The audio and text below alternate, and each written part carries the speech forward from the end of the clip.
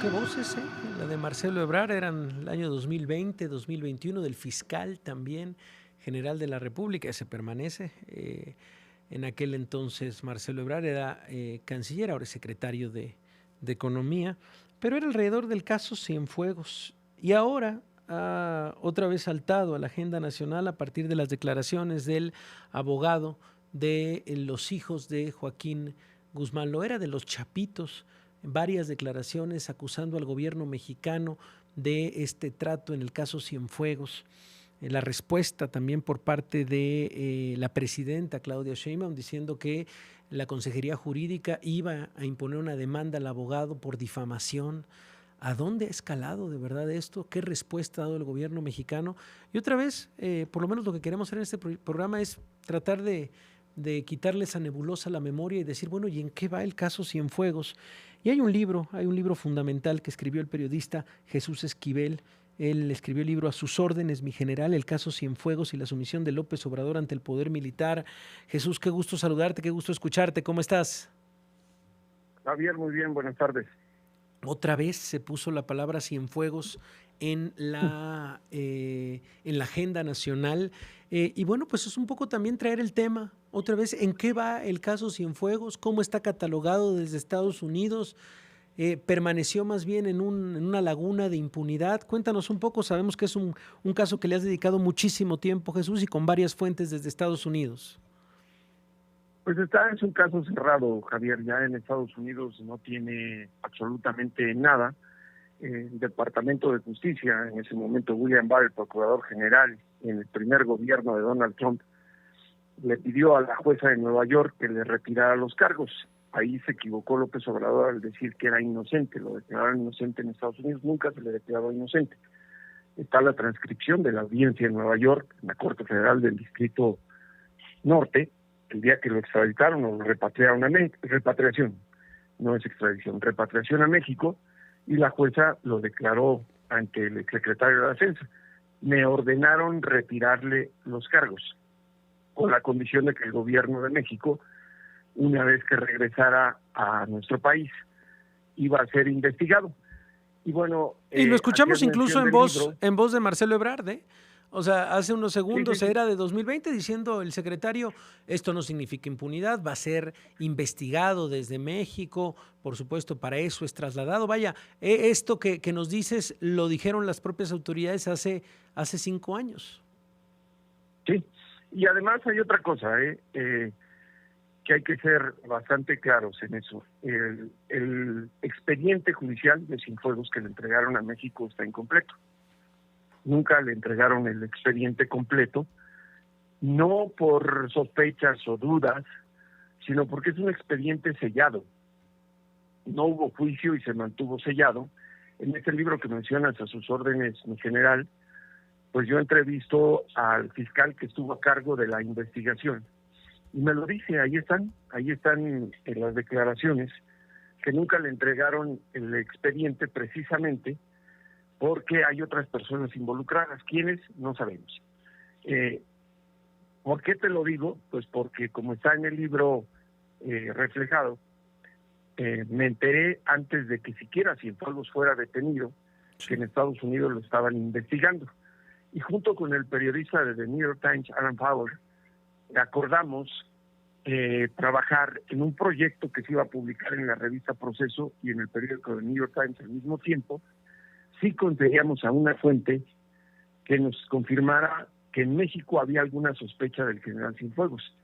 Y esto me parece que es importante que te lo mencione, Javier, porque el libro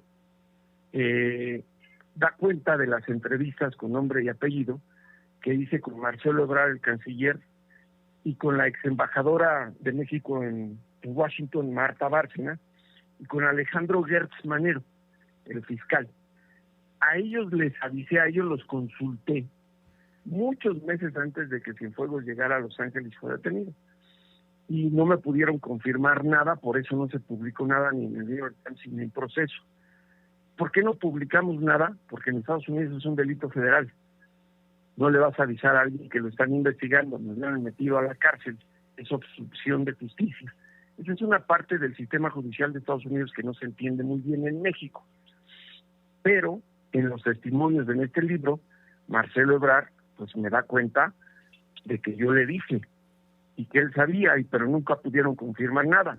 Marta Bárcena igual, si tú lees ese capítulo respecto a Marta, ella incluso le dice a López Obrador, el presidente tal vez tampoco le creyó, y en una mañanera ya después cuando habían detenido a Cienfuegos, López Obrador lo dice, a mí me avisó la embajadora. Sí, es cierto. Pero, pues, tú sabes que las mañaneras estaban controladas y la pregunta hubiera sido, y entonces, ¿por qué no le avisaron a Cienfuegos? Sí. Estamos hablando con el periodista Jesús Esquivel. ¿Qué te han parecido? Primero, ¿qué te parecieron las palabras del propio abogado, digamos, en su papel, desde mi punto de vista, jugando, por supuesto, con la defensa, un tipo que ha llevado estos procesos desde hace tantos años, y sobre todo sus declaraciones, pero también la respuesta del gobierno mexicano? ¿Qué te han parecido, Jesús? Mira, creo que estaban de más las declaraciones del gobierno de México. Sí. Yo no entiendo por qué la presidenta se baja de nivel a hablar con un abogado que representa a criminales.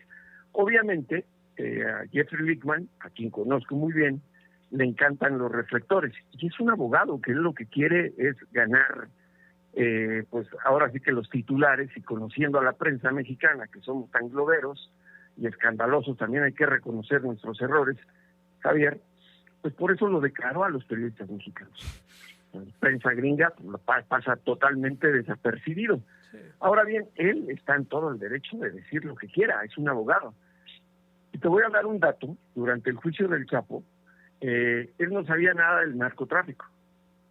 A los periodistas que cubrimos ese juicio no lo decía y nos hablaba de México como un país corrupto, esa es la imagen que él tenía. Y cuando se enteró del caso Cienfuegos, pues te digo, están las transcripciones. Y ahí la jueza dijo, le retiramos los cargos. La demanda que le pone el gobierno de México le tiene sin cuidado. Y él siempre ha dicho que no va a venir a México. Sí. ¿En qué le afecta? Sí, no, en nada, absolutamente nada. Y bueno, pues la respuesta, como tú lo dices, desproporcionada desde la voz presidencial.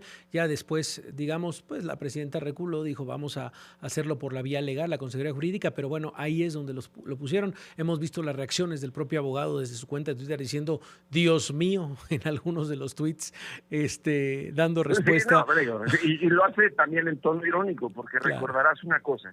Y aquí te lo voy a decir, y creo que la memoria histórica es importante en los medios. Primero, la presidenta habló del caso Cienfuegos porque a los militares en México no se les toca.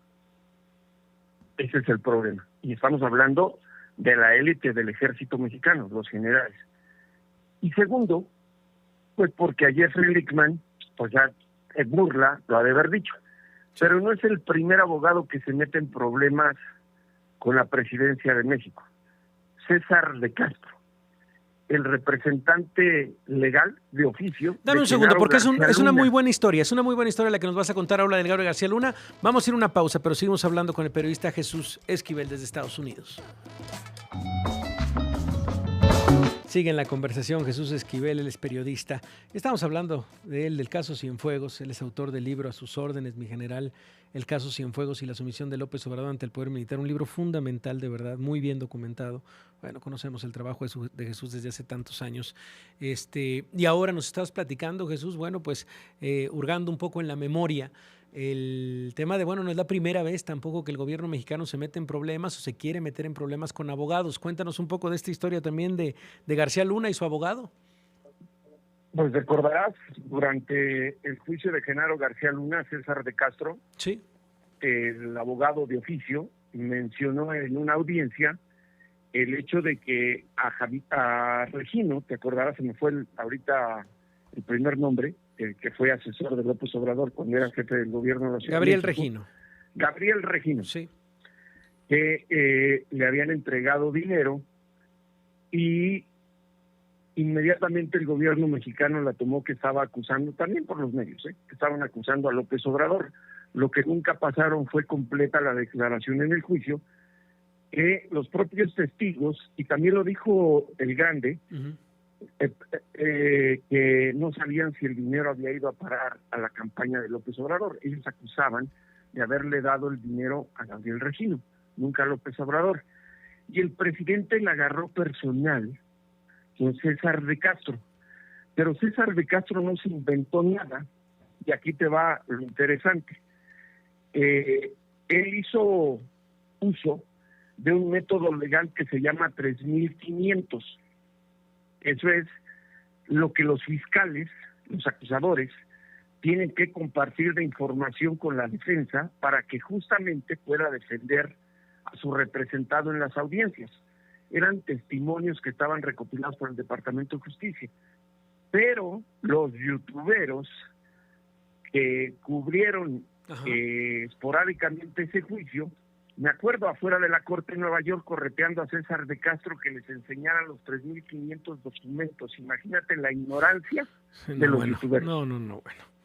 Okay, bueno. Y el presidente mexicano pues la agarró personal, si te acordarás que dijo que lo iban a demandar, Tienes razón. Y a David Brooks, el corresponsal de La Jornada, y a tu servidor César de Castro nos enseñó su teléfono celular cuando López Obrador la agarró contra él por todas las amenazas de muerte que recibía. Y él incluso decía, ojalá y me demande para yo demandarlo en Estados Unidos. Bueno, y te voy a decir algo, y está Marcelo Ebrard de testigo. Él me habló por teléfono, siendo canciller, para preguntarme a qué se referían con el método 3500, y yo se lo expliqué. Eso no lo está sacando de ningún lado César de Castro. Es lo que tiene el Departamento de Justicia y lo tiene que utilizar para defender a García Luna. Mira, pues... Es un método legal, es una regla en Estados Unidos. Sí. Pues mira, ahí está la referencia y creo que, insisto, Jesús, por supuesto, con tu extraordinaria memoria, pones este ejemplo, pones el precedente en lo que se puede meter también el gobierno mexicano si prospera esta demanda, hacia dónde la dirige. Pero bueno, queríamos otra vez hablar contigo porque ha resonado en la agenda política nacional otra vez el caso Cienfuegos, y quién más para hablar de eso que tú. Jesús, pues seguimos tu trabajo desde siempre. Gracias por acompañarnos esta tarde. Muchas gracias, Javier. Un abrazo. Es el periodista Jesús Esquivel, como le decía, autor de este libro, A sus órdenes, mi general, una pieza indispensable de periodismo, ahí con el análisis de lo que ha sido y de lo que es el caso Cienfuegos, que vaya que hizo enojar al gobierno mexicano esta declaración del abogado de Ovidio Guzmán y de los otros también chapitos. Vamos ahora con la sección de educación. El día de mañana oficialmente es el último día de clases de la SEP. Oficialmente. La pregunta más bien que hacemos es ¿quién sigue yendo a la escuela ahorita? Aparte de limpiar el pupitre. Ya todos salieron, ya tus hijos ya salieron, ¿verdad? También ya, mi querido. Sí, ya, la verdad es que ya todos andan fuera, pero si alguno todavía queda, mañana es el último día de clases de acuerdo a la SEP. Pero bueno, nos tiene un tema muy interesante, mi querida